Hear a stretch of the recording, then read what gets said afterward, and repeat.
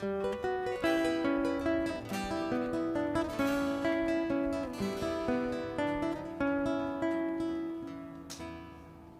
recuerdo, Amanda.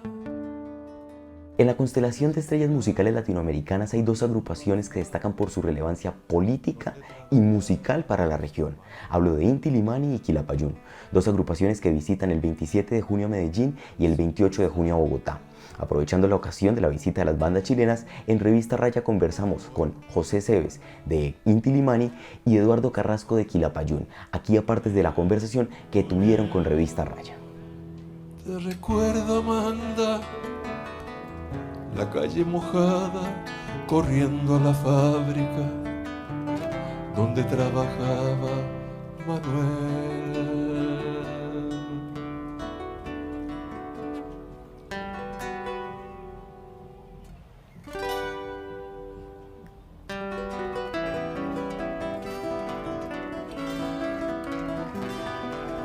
Hola, hola José, ¿cómo estás? Hola, Muy buenos días.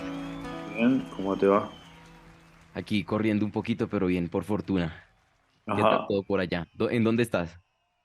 yo estoy en mi casa. Pero ¿en qué lugar de la geografía mundial? Yo estoy en Santiago, En Santiago, en Santiago. Santiago cerca de la cordillera. Ahí está entrando Eduardo. Hola, hola Claro, Eduardo, ¿qué hola.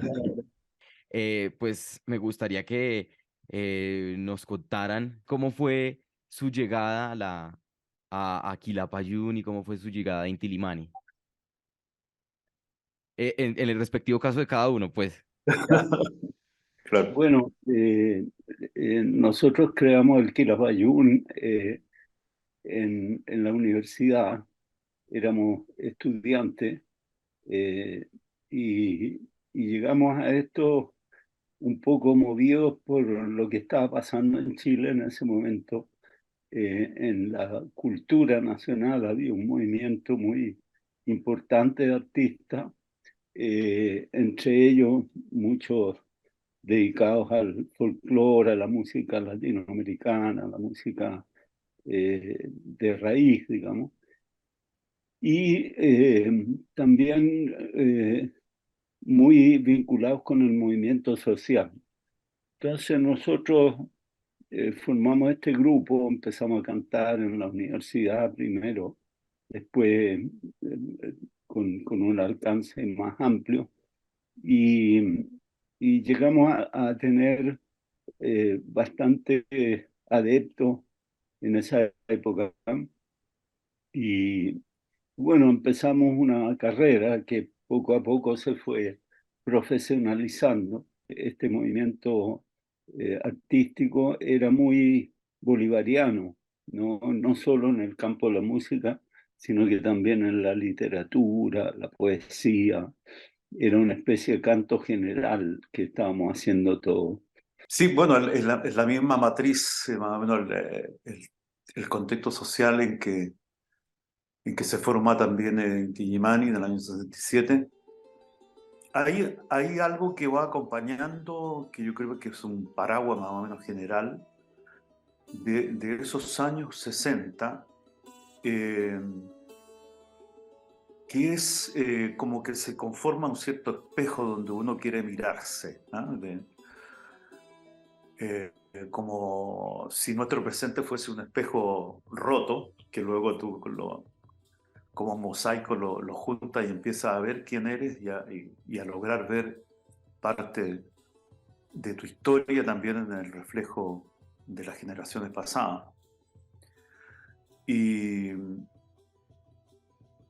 y lógicamente hay una sensación en cuanto a que si se reconoce una historia, al mismo tiempo te planteas como una persona que debe respetar y honrar ese pasado. Y, y bueno, lógicamente ahí el unirse a luchar por los derechos de la gente más dejada al lado de la sociedad, ¿no es cierto?, de lograr, de levantar también del punto de vista musical, para nosotros fue siempre un trabajo también político, es decir, pero sobre todo humano, ¿no? En el asunto de tocar músicas que fueran inspiradas en la música precolombina, andina, etcétera, de las grandes culturas de América Latina. Eso conllevaba también un interés bien general y se unía, digamos, a los vientos revolucionarios que había despertado y conmovió la Revolución Cubana. Y lógicamente hay una luz fuerte ahí que está presente, que es la de Quilapayún, donde hay un tratamiento de las voces muy nuevo, diría yo, ¿no? Muy distinto a lo que se estaba escuchando hasta hace poco. Imagínate que en ese tiempo además existían otro movimiento musical que se inspiraba, digamos, en el folclore, pero era un poco más, ¿cómo decir? Paisajístico, un poco más, no sé si, más superficial. ¿Ah? Este otro, la parte que nos correspondía a nosotros, digamos, era una búsqueda realmente más ligada a la persona, más al hombre, a la mujer, al habitante, con todo su problema y su perspectiva de futuro. Yo me preguntaba que ligado a ese acto político, ¿no es cierto? Que fueron el surgimiento de las dos agrupaciones en un contexto muy específico, pues uno podía ver como muy claro ese papel en ese escenario y en ese contexto. Y me preguntaba si ese papel sigue estando presente, es decir, si sigue con la misma intensidad esa simbiosis de cultura, de arte, de política, o si el papel de ambas agrupaciones, eh, aunque sigue teniendo un papel político, ha mutado a otros escenarios o ha dejado un legado, no sé, ¿ustedes cómo lo ven? Yo creo que nosotros hemos, tanto el INTI como el Quilapayún, hemos tenido una evolución, cada uno en su especificidad. Eso es tal vez lo más interesante de esta evolución, que es una evolución eh, hacia sí mismo, hacia cada vez una consecuencia mayor con lo que uno se ha propuesto en el origen.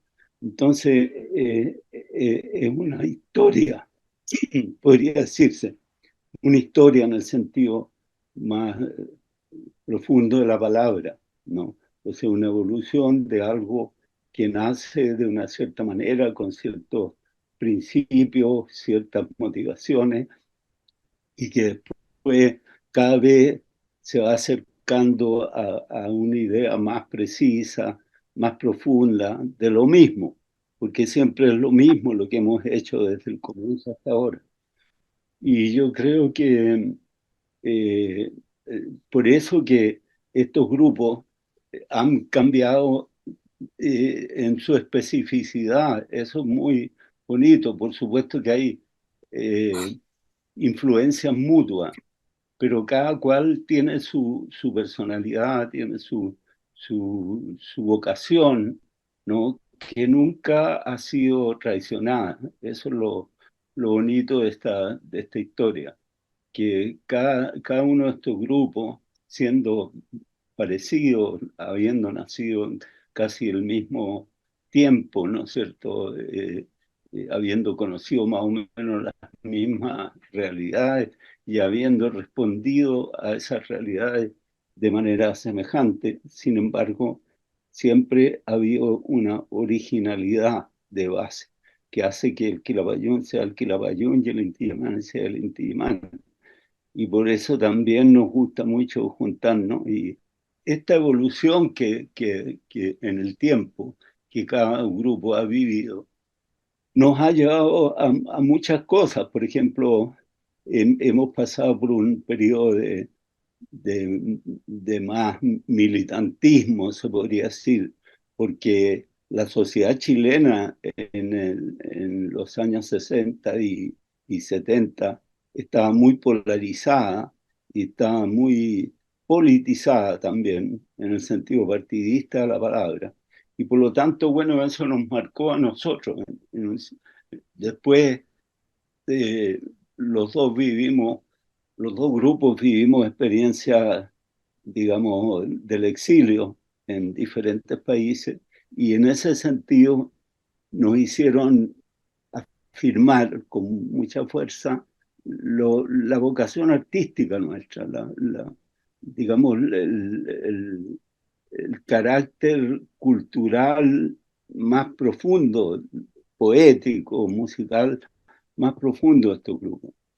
Hay una evolución musical, cada grupo se desarrolló buscando, digamos, lo que era el gusto que había dentro, el gusto artístico, las definiciones artísticas. Cada uno siguió su propio camino.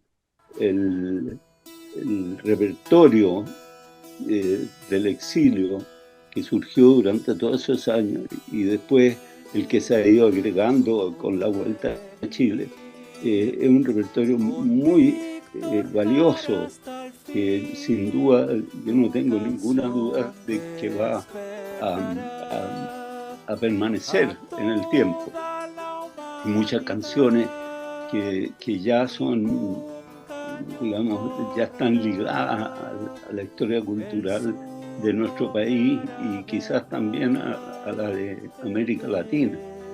Entonces ha habido una evolución en ese sentido. Los grupos actuales son grupos muy, uno diría, mucho más sofisticados, mucho más artísticamente. O sea, esto es una historia, hay movimiento, hay evolución, pero esa evolución es hacia la fidelidad consigo mismo, no es hacia otra cosa que lo que fuimos en el origen.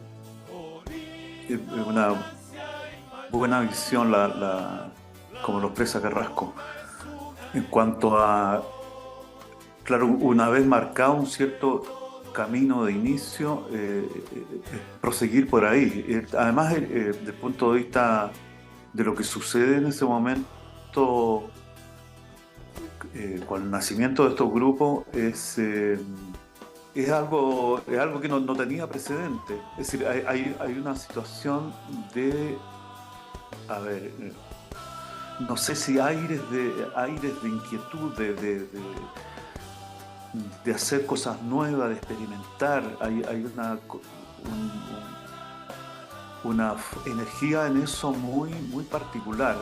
El camino marcado al comienzo va justamente a ir originando los cambios en el futuro, las búsquedas, ¿no? Y fíjate que en el caso nuestro, bueno, estaba la situación de exilio.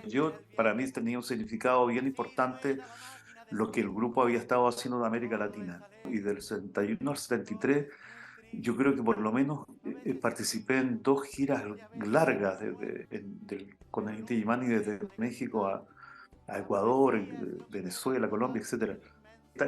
Lo que recibimos de eso, por un lado, este conocimiento que te contaba anteriormente de las visitas, ¿no es cierto?, a conocer realidades con presencia de pueblos originales muy fuertes que se dan en muchos países, pero además en esa actualidad, es decir, las universidades muy atentas de lo que estaba ocurriendo en Chile, muy atenta y muy, ¿cómo decir?, entusiasta y comprometida con proyectos que cambiaran un poco, que mejoraran las sociedades, ¿no? Entonces el recibimiento que teníamos siempre estaba acompañado, digamos, a encuentros en que no solamente se hablaba de música, sino que también de lo que se estaba ocurriendo en el país, ¿no? Pues había mucha preocupación porque el proyecto de Allende fuese por buen camino, etcétera, y con éxito. Y esa conexión que hubo ahí, creo yo, también produjo como un compromiso mayor. Nosotros estábamos lejos, digamos. Venir a América Latina era complicado, había muchas dictaduras, había pocos países donde se podía ir.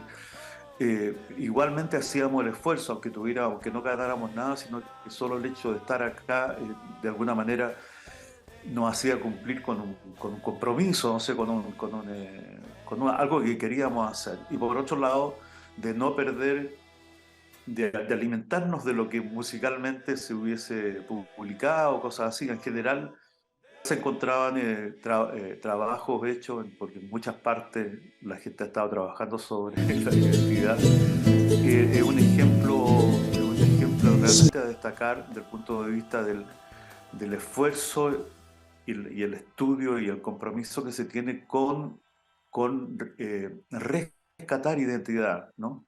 Y creo yo que ahí está, con toda esa energía, con todo ese trabajo, está ahí, está hecho, realizado, ¿no es cierto? Hecho realidad en los discos, en todo, en las entrevistas, en todo las vivencias que se han podido compartir con eso. Y yo creo que eso está presente también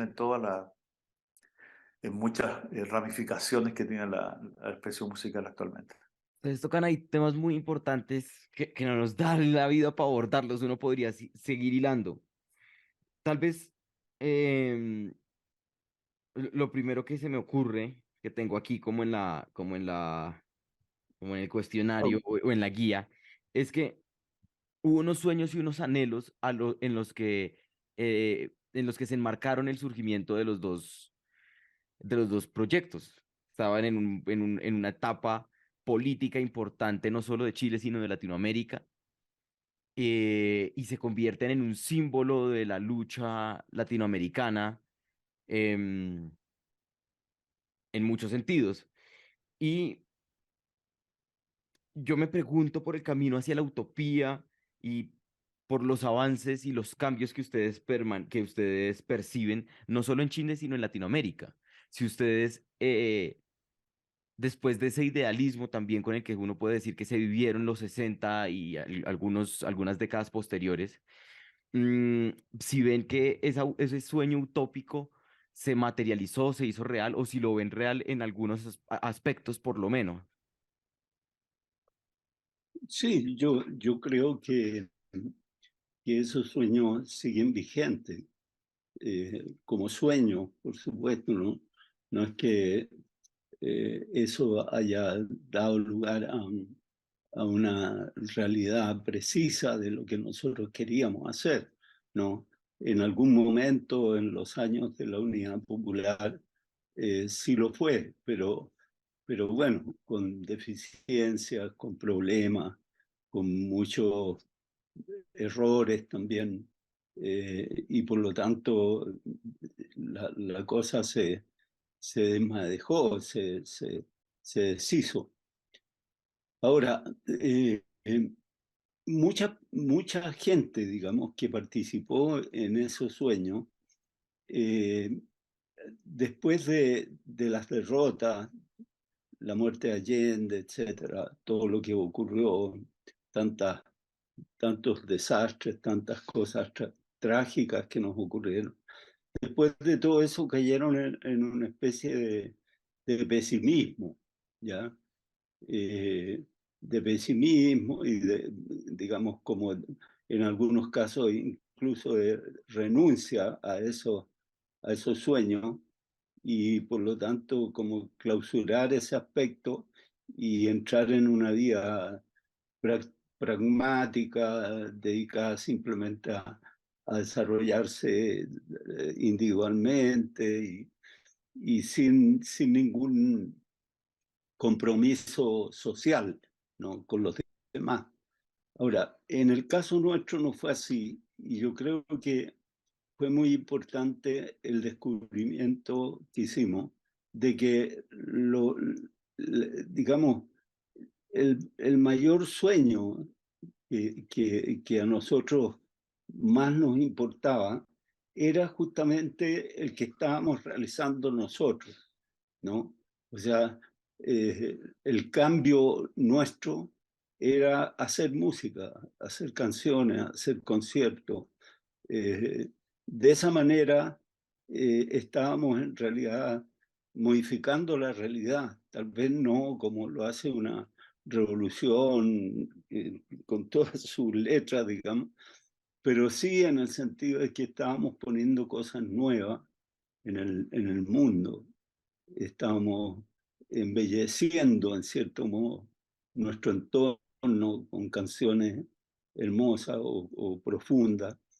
Y esa acentuación en lo que nosotros mismos estábamos haciendo es lo que nosotros denominamos la revolución y las estrellas, en el sentido de que la revolución no es solamente el cambio económico, ¿entiendes? Tú hacer un nuevo, no sé, una nueva economía basada en la propiedad social o etcétera, sino que sobre todo es un cambio de persona, un cambio de alma, una modificación de tu ser más íntimo, ¿no? Porque muchas veces los cambios que son verdaderamente importantes no son esos cambios físicos, materiales, sino que más bien esos cambios de espíritu, ¿no? Por ejemplo, derrotar el machismo, derrotar el pinochetismo que tenemos todos en la cabeza, digamos, ¿no? La inclinación a la violencia, la desautorización del otro, en fin, muchas cosas que son como, como parásitos que habitan nuestras relaciones personales y nuestro ser íntimo también. Entonces, ahí entronca nuestra historia con el encuentro con Mata, con Roberto Mata, que era un pintor chileno que ahora está muerto, digamos, falleció hace unos años. Pero él tenía esta idea que era al principio parecía una payasada, ¿no? Una cosa divertida nomás. Pero después, pesándola, uno se da cuenta que es una cosa profunda, que es la idea de lo que él llamaba la guerrilla interior. O sea, no solo hay que hacer la guerrilla exterior con balas y bombas y qué sé yo, sino que hay que hacer la guerrilla interior, ¿no? Que consiste justamente en derrotar el pinochetismo interior, ¿no? El violentismo interior que tenemos nosotros, que cada uno de nosotros arrastra. Y eso se hace sobre todo con el arte, sobre todo con la imaginación, sobre todo inventando nuevas cosas, jugando en cierto modo a cambiar el mundo. No mañana, ¿entiendes tú? Cuando lleguen las modificaciones sociales, no, ahora, inmediatamente, digo, ¿no? O sea, es urgente que lo hagamos. Y eso es lo que a nosotros más nos marcó, y esa es como el resultado de todo esto, ¿no? Que puede ser todavía más utópico que la utopía social que teníamos en los años 60. O sea, a lo mejor es más utópico lo que tenemos hoy día que lo que teníamos aquellos años. Pero no importa, o sea, la utopía es fundamental en la vida, esencial, y sobre todo en la vida de un artista. O sea, nosotros somos utopistas, soñamos, vivimos de nuestros sueños y vamos a seguir así hasta que se nos acabe la vida, ¿no? No hay por qué cambiar eso, ¿ya? Por lo tanto, encontramos con eso una consecuencia mayor con lo que nos habíamos propuesto cuando comenzamos este grupo, ¿no? Encontramos como una beta nueva, que es lo que hemos estado haciendo hasta ahora. Y vamos a seguir haciendo, por supuesto, ¿no? A cambiar eso. Así que hay como te explicaba antes, una línea de continuidad que tal vez sea más loca y más absurda y como todo, ponle todos los adjetivos que quiera, pero es la nuestra. Eso es lo que a nosotros nos tocó y vamos a seguir en eso hasta que no tengamos más fuerzas para seguir. Eso es todo. Me hace mucho sentido como lo explica Carrasco. Y no podía ser de otra manera porque, bueno, lo que fue utópico, que sé yo, como la existencia del socialismo, y ya solo la caída del socialismo en el modo en que cayó, también ponía grandes interrogantes respecto de cómo, qué tan buena era ese sistema y esa sociedad, ¿no? Siempre parece que, de todas maneras, la corrupción, el interés egoísta, qué sé yo, los afanes de poder van a existir siempre. Es muy difícil justamente solo cómo superar eso, ¿no? Eso es realmente una buena utopía. Pienso que yo creo que hay algo importante en lo que vivimos, que fue eh, que esta rueda que se movió durante el periodo de Allende, en los 60, 70, eh, dio cuenta de que es posible, por ejemplo, fortalecer la comunidad, la sociedad, ¿no? A mí me tocó, bueno, seguramente cuando estudiantes, todos nos tocó ciertas políticas que tenían muchísimo sentido y que eran al mismo tiempo tremendamente educativas y emotivas y formadoras, etcétera. Qué sé yo, desde los trabajos voluntarios que se organizaban por las federaciones de estudiantes, eh, todos los cambios que suceden. Aquí siempre hay que reconocer además que la cosa del progresismo muchas veces puede ampliarse muchísimo hacia otros sectores, pero yo encuentro que fue una extraordinaria iniciativa la sindicalización campesina que sucede durante el gobierno de Frei. Imagínate que eso es una situación en que prepondera el latifundio, simplemente el poder del señor y el inquilinaje prácticamente el trabajo del inquilino con solo prestarle un pedazo de tierra para que mientras tanto viva. Que es una situación, diría, que debe ser un escalón de la esclavitud. Eso. Y eso se hace en el gobierno de Frei que comienza el año 64. Las consecuencias de eso, el asunto de la reforma agraria, de el derecho a la tierra, los campesinos, etcétera, etcétera, a nosotros nos llegó durante el periodo universitario, en que yo estaba en Valdivia, a abrirnos, que es una peña además en Valdivia, abrirnos hacia el interior, hacia los pueblos, a ver qué pasaba. Un poco esta inquietud de la identidad también significa decir, bueno, en el fondo, ¿cómo es eso? ¿Cómo es vivir de campesino? ¿Cuáles son cómo es su vida? ¿Cómo es en concreto conocer otra experiencia de vida? Y justamente fuimos a apoyar la política de la reforma agraria que formaban nuevos consejos campesinos, ¿no? Nuevas organizaciones para poder organizar esta cosa. Y, y ahí había una pequeña parte de la utopía, digamos, ¿no? Y nosotros viviéndola directamente. Es decir, por el hecho de acercarnos a los pueblos, a los campos internos de Valdivia, eh, nos faltó quien nos dijera, pero ¿y ustedes qué hacen aquí?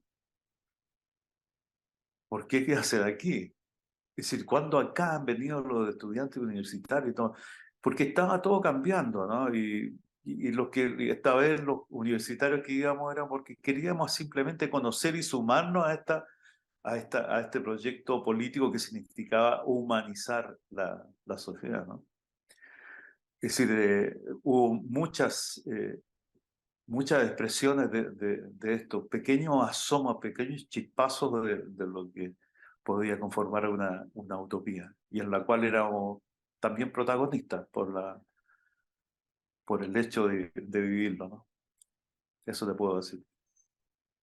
Es muy poderoso lo que han dicho ambos, eh, y me lleva a pensar en muchas cosas.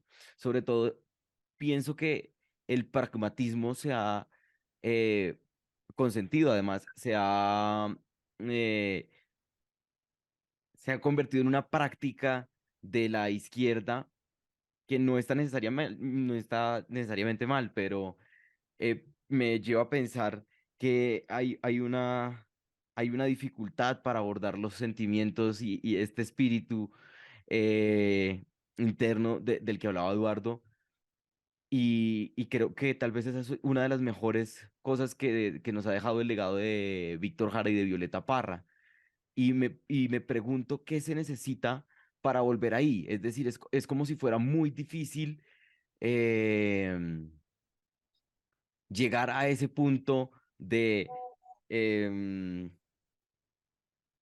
no sé cuál sería la palabra, pienso en superioridad espiritual, pero no creo que esa sea la forma de calificarlo, en la que a- a- hay una tal conexión con el sentir que se puede plasmar de una forma bella y antes de que la sociedad latinoamericana eh, fuera una migrante masiva como lo es hoy. Ya Violeta nos estaba haciendo, por ejemplo, canciones sobre la migración. Y me pregunto por eso, ¿qué se necesita para, para, para poder llegar a ese estado o a o para poder tener más Víctors y Violetas? Bueno, yo creo que lo que se necesita es como conciencia de, de la importancia que tiene la imaginación, la creatividad, la profundidad, la poesía, la música, ¿no?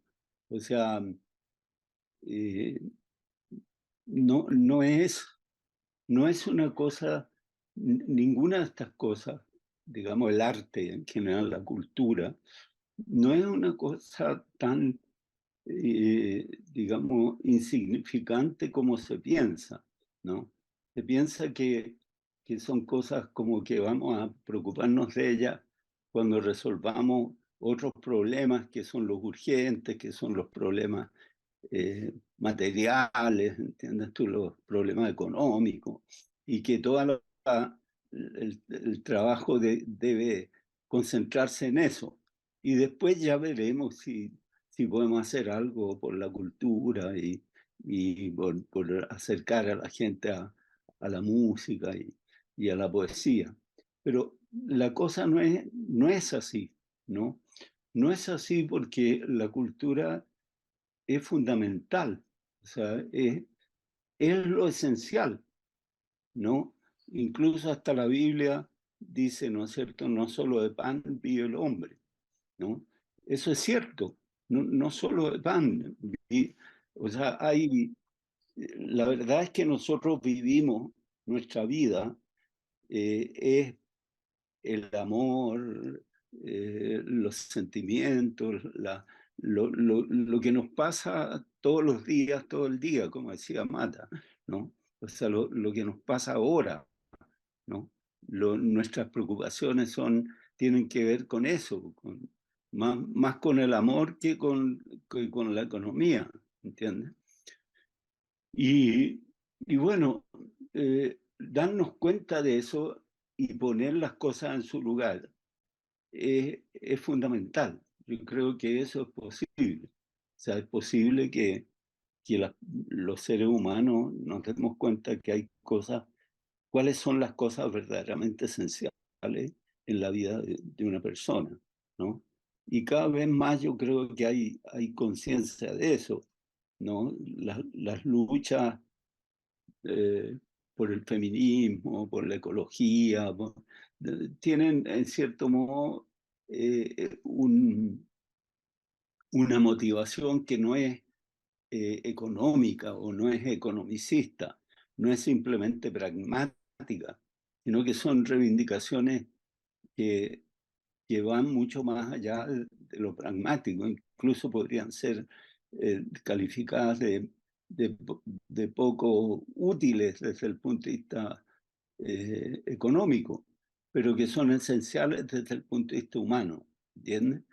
Entonces, ahí es donde nosotros como artistas tenemos nuestra misión.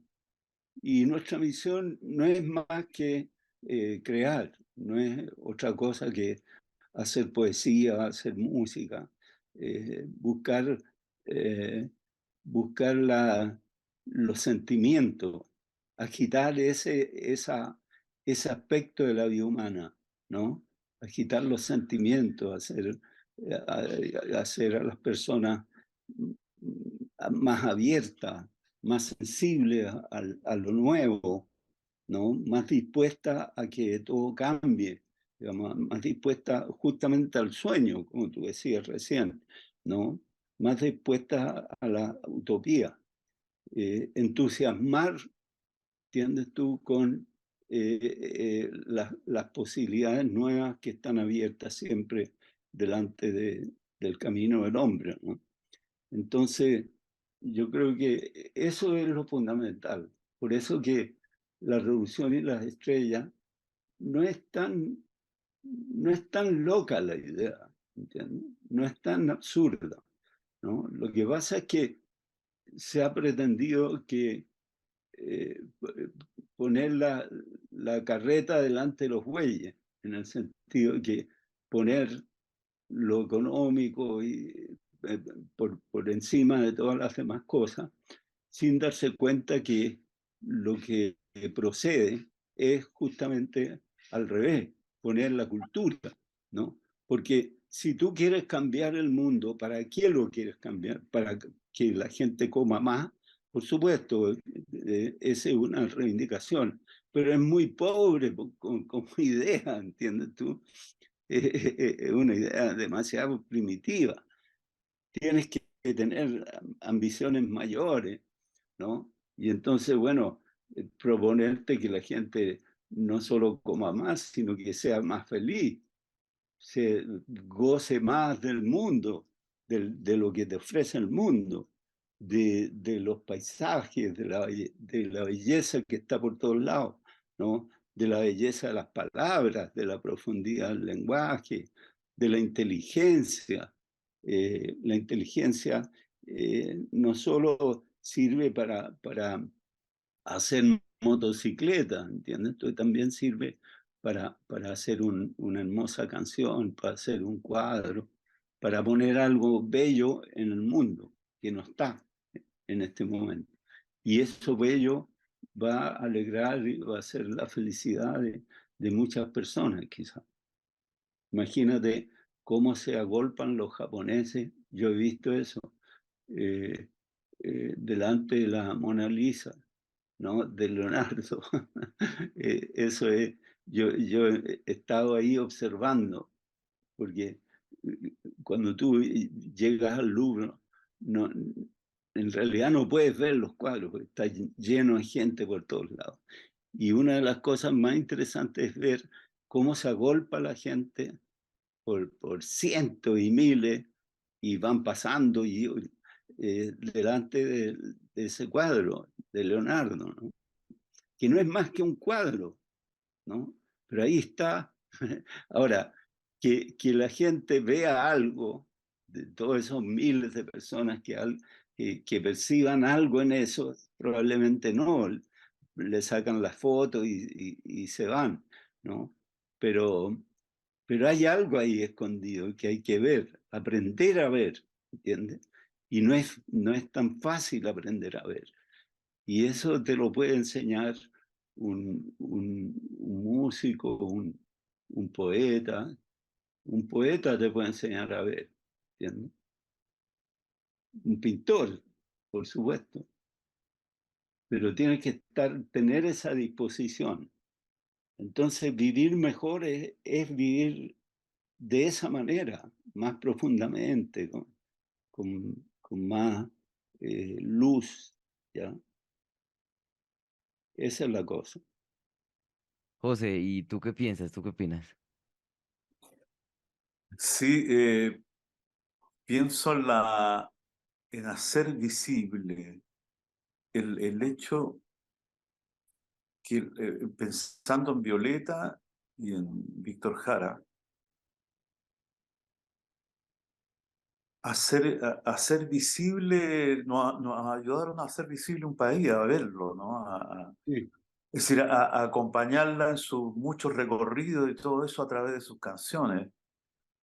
Eh, y fue un esfuerzo, de ser muchas veces simplemente personal, porque no estaba muy en los inicios, aparte, bueno, como persona así natural y todo, y con su propia fuerza y, y mundo imaginado, sale a recorrer el país a aprender de lo que es cultura popular, saber claro. popular, etcétera, ¿no?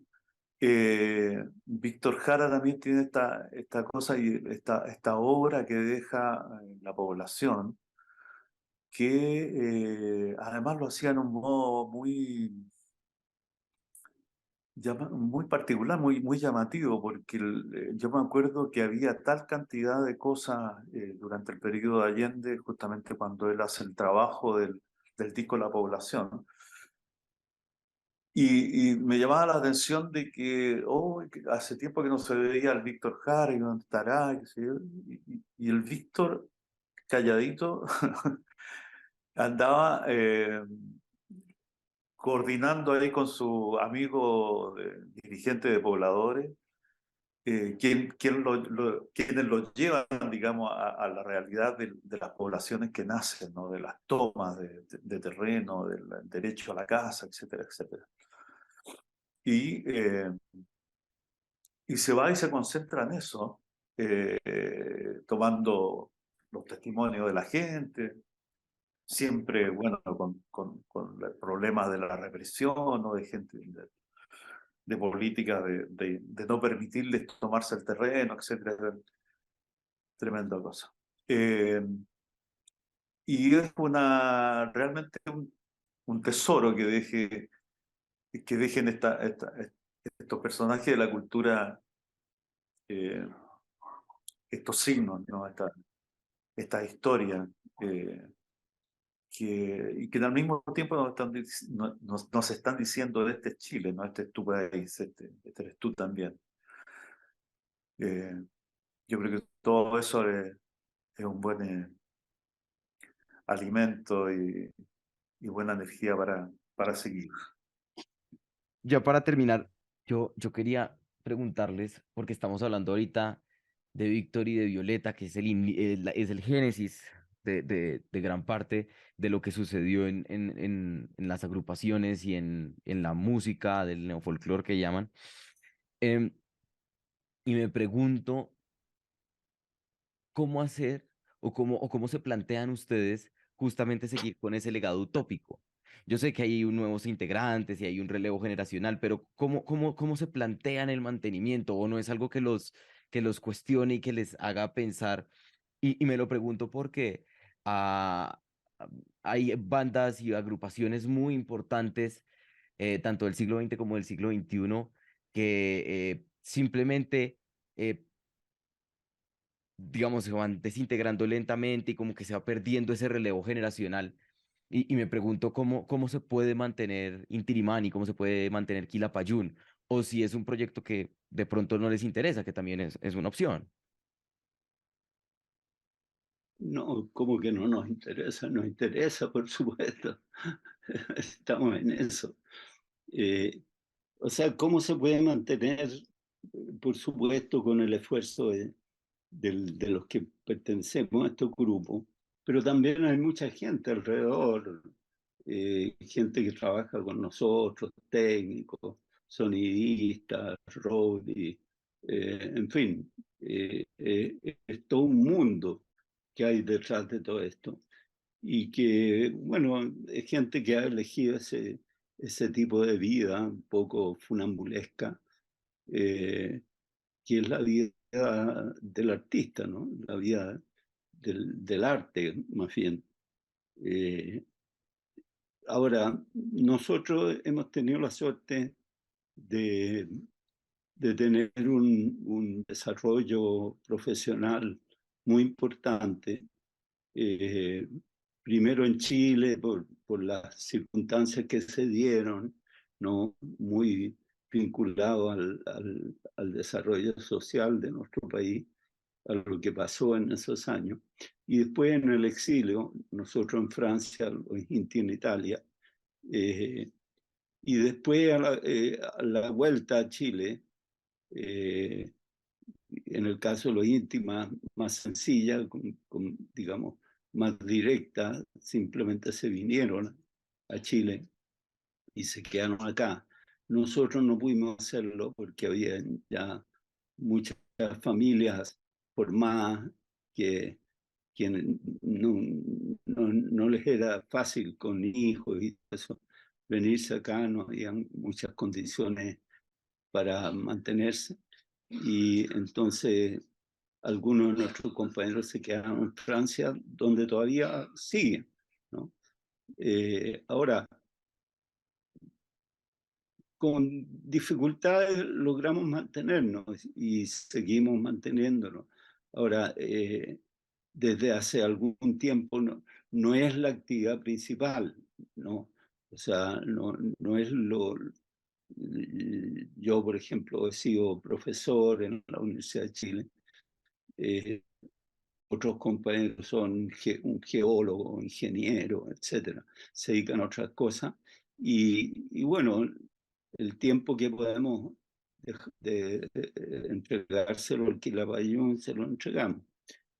Y gracias a eso, bueno, hemos podido hacer discos, tenemos una disciplina de ensayo, y bueno, eso nos permite mantener vivo el repertorio, cambiarlo en la medida de lo posible, ir avanzando hacia nuevas cosas. Hemos hecho hartas cosas en este último tiempo. Hemos hecho la cantata Murieta, un disco nuevo que apareció hace poquito. En fin, estamos siempre como moviendo la rueda, ¿no? Con las dificultades que no, o sea, no podemos decir que haya hoy día que estemos en una situación de tanto éxito como el que teníamos hace 20 años, ¿entiendes? Porque lógicamente la gente, digamos, descubre otras cosas, en fin, no se va a quedar en el Quilapayún, ¿no? Se pasa a otras cosas y bueno, nosotros vamos quedando como muy vinculados al mundo de donde provenimos, a la aventura esta de los años 60, 70, a lo que hicimos durante el exilio. Estamos en la historia de la cultura nacional y está bien. O sea, uno no puede pretender estar en la primera línea siempre. En algún momento tú estuviste y con eso basta. Ahora le toca a otro. Eso es obvio. Pero felizmente tenemos una base de gente que nos apoya, que sigue lo que hacemos, que le interesa mucho lo que hacemos. Y bueno, que nos sostiene con su interés. Todavía se llenan los teatros, hacemos cosas nuevas. Hemos hecho en el último tiempo conciertos muy lindos como con el INTI, que hemos unido fuerzas, digamos, haciendo cosas bellísimas. Y bueno, así vamos inventándonos, reinventándonos cada vez. Esa es como la idea. Gracias, José. Yo creo que Bueno, en los dos grupos yo creo que se ha dado además la experiencia de difundir a través no solamente de los conciertos, sino que también de talleres. Con Horacio Durán del Íntimo hicimos muchos talleres desde el regreso, incluso en ámbitos muy interesados por la música en Italia, también hemos hecho. Ese fue un cambio muy, muy interesante que se produjo, ¿no? La difusión de la música, bueno, en general de la cultura latinoamericana, con el boom literario, etcétera, y además la música misma. Eh, y eso fue importante darse cuenta de ese vacío que había, ¿no? De ese poco conocimiento que había. Y yo creo, bueno, todo el movimiento de solidaridad que se produjo fortísimo durante muchísimos años ayudó también a acercarse a los europeos, digamos, a entender o conocer más respecto de nuestras realidades. Claro, proyección por ese lado, pero principalmente yo creo que queda, bueno, siempre te están pidiendo, ¿no es cierto?, que uno dé testimonio de lo que ha vivido como músico, como grupo. Pero lo principal está ahí grabado, ¿ah? Quedan las grabaciones. Bueno, y la satisfacción, lógicamente, de que no solamente responde al gusto de una generación, a la generación que nos acompañó, qué sé yo, sino que las generaciones que vienen también, porque los padres de alguna manera, ¿no es cierto?, comunican o escuchan la música de esos años. Por lo tanto, se agregan nuevas generaciones y eso. Y eso, bueno, es una parte bastante importante que se mantenga, no obstante ya todos los años que han pasado, ¿no?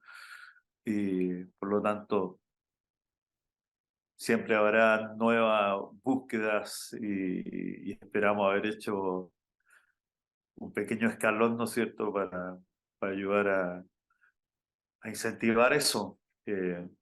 Ojalá en los términos bueno, de conocernos más, de ayudar un poco a la cultura, ¿no es cierto?, a, a promover las cosas buenas que se deben tener como objetivo de la sociedad y eso. Y,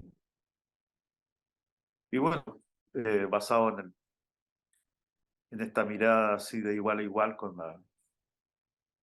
nuestra gente, con América Latina, con este bello continente, con la diversidad que hay, el valor de la diversidad es impresionante.